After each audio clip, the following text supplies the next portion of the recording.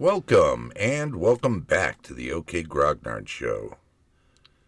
Today is Wednesday, September 25th, 2024, 10 a.m. Central in beautiful Lake Geneva, Wisconsin. Today we're going to look at the first edition Advanced Dungeons & Dragons Dungeon Master's Guide section on Troublesome Players. Are they really that troublesome? Don't they take the time to come and play, and isn't that enough? Of course it is, and yet, there's more. What more? I don't know. Let's talk about this a little bit. Handling troublesome players.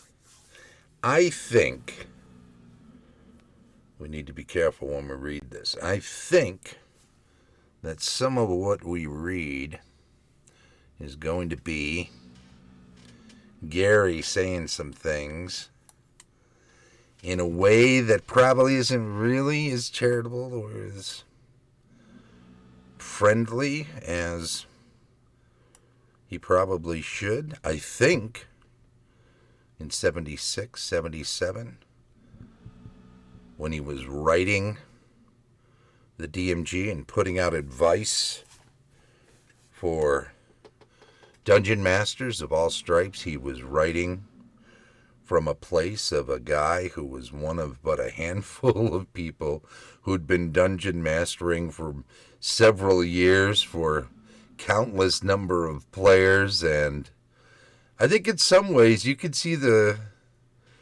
stress coming through in some of the language chosen. And I think it's worth pointing out that he was a fun guy, generally speaking. Is this how I look now?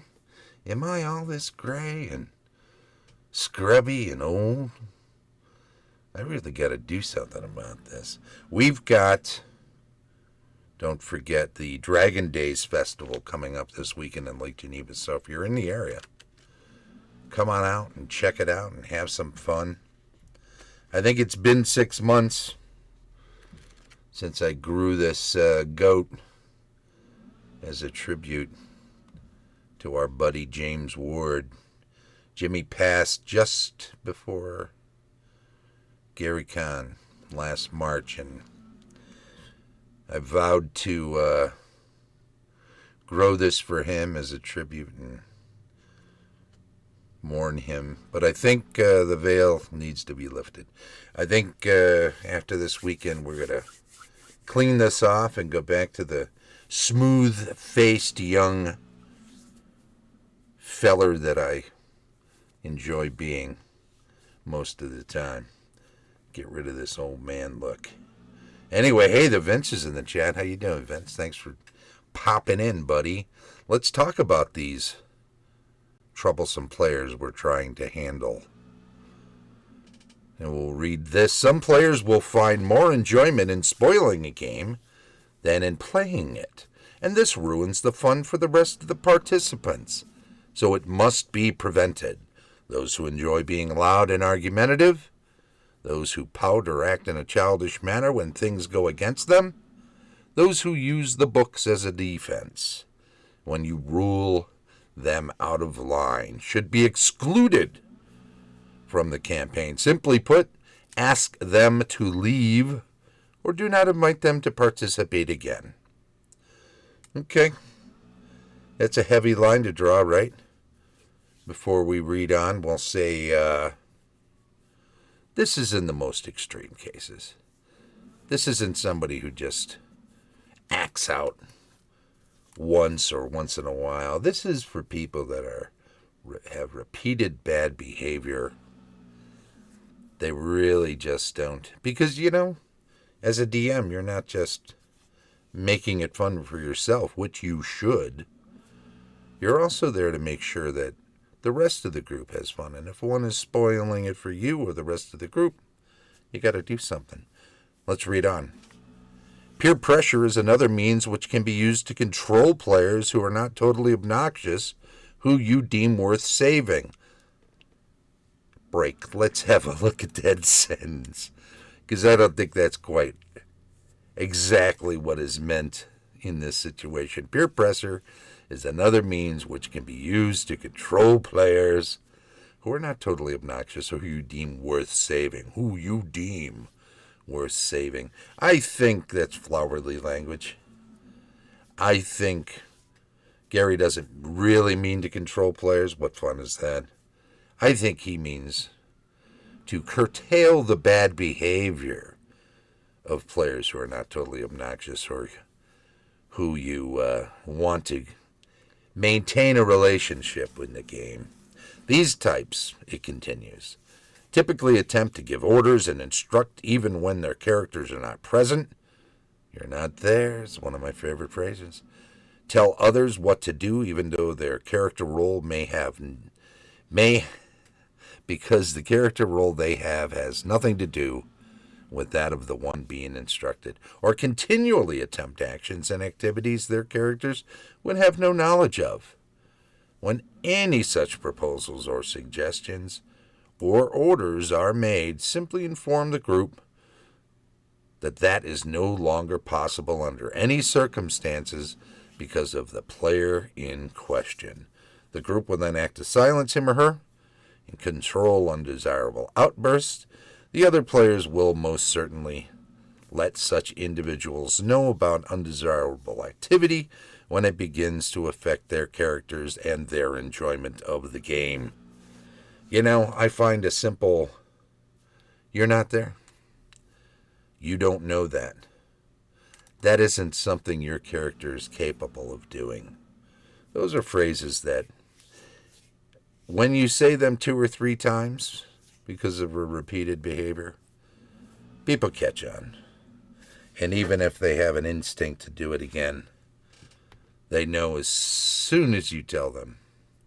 Now, I don't know if ruining a moment for the other players is necessary. Saying something is no longer possible under any circumstances. I don't know. If it happens multiple times, maybe that's something you want to do to really put your foot down, but it seems extreme to me. Let's continue. Strong steps, short of expulsion, can be an extra random monster die. Obviously rolled, the attack of an ethereal mummy, which always strikes by surprise naturally, points of damage from blue bolts from the heavens, striking the offender's head, or the permanent loss of a point of charisma, appropriately, from the character belonging to the offender. See, finally, at that end of that sentence, he makes sure to separate character from player, which is tough to do. And in those early days, I imagine a lot of people didn't make that distinction. Let's finish up. If these have to be enacted regularly, then they are not effective, and stronger measures must be taken.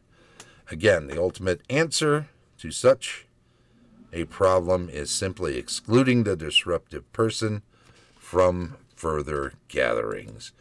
It's true, if it gets so far that you got to do that, then you got to do that for sure. So saith the man in a cadence that just makes it stick. So what do you think? Is this something you agree with? Be sure to comment in the YouTube section when this goes up in the archives. It would be much appreciated. I am of a mind that this section at the least was written by a rather beleaguered DM, giving the best advice he could give for the most extreme of situations, with little tolerance for outbursts and shenanigans. So, say what you will, it is true that sometimes these kinds of measures do need to be taken. I've done so myself on occasion when I've had some problematic players, but it need not be your gut reaction and your go-to first out of the gate way to handle things. So, in all things, in moderation in all things, and measure for measure, so saith the bard. Anyway, thank you very much for that. I appreciate it.